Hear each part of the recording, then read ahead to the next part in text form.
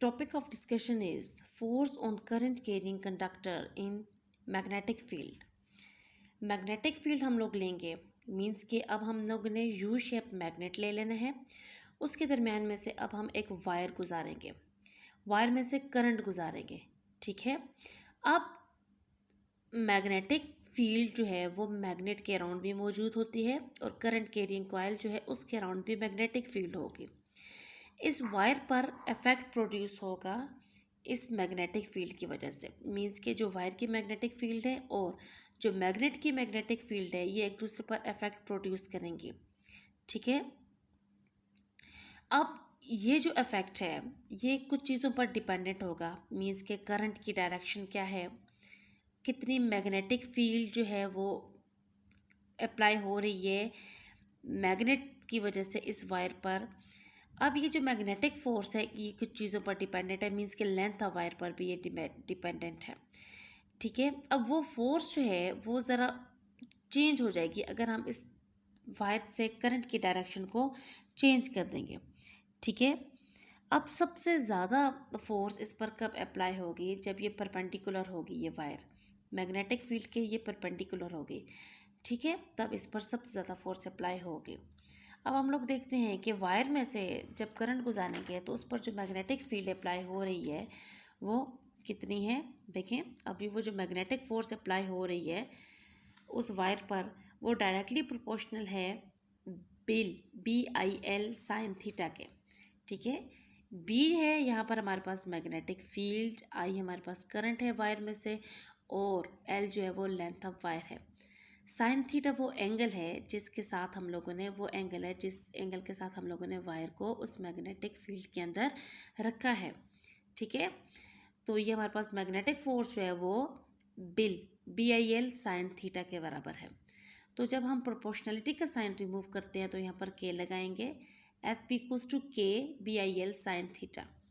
ठीक है, यहाँ पर के को हम लोग 1 के बराबर लेंगे और ये हमारे पास जो मैग्नेटिक फोर्स है वो BIL साइन थीटा के बराबर आ जाती है।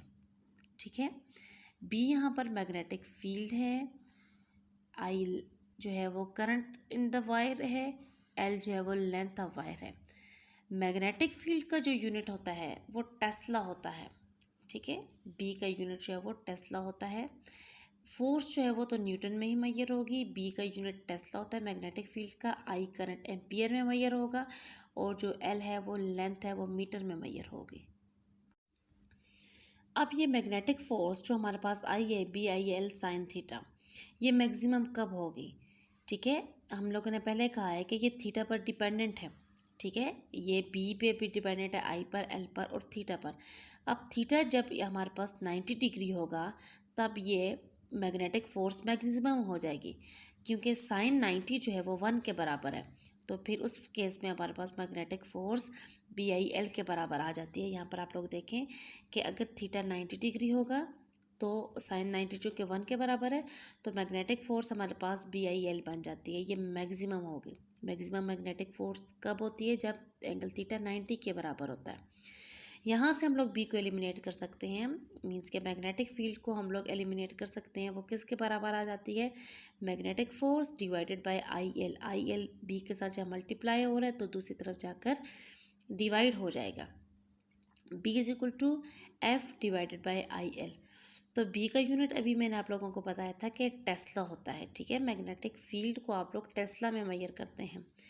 फोर्स है तो ये न्यूटन में मैयर होगी, आई करंट एम्पियर में, और लेंथ जो है वो मीटर में।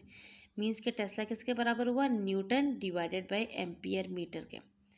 ठीक है, डायरेक्शन ऑफ फोर्स। अब ये जो फोर्स है, जो मैग्नेटिक फोर्स है ये वाली, इसकी डायरेक्शन क्या है।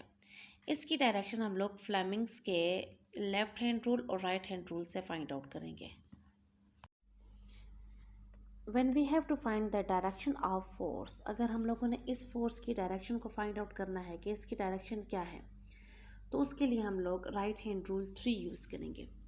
ठीक है, अब आप लोगों ने इसमें क्या करना है कि थंब को सीधा रखना है और अपने फिंगर्स को ऐसे कर्ल कर देना है।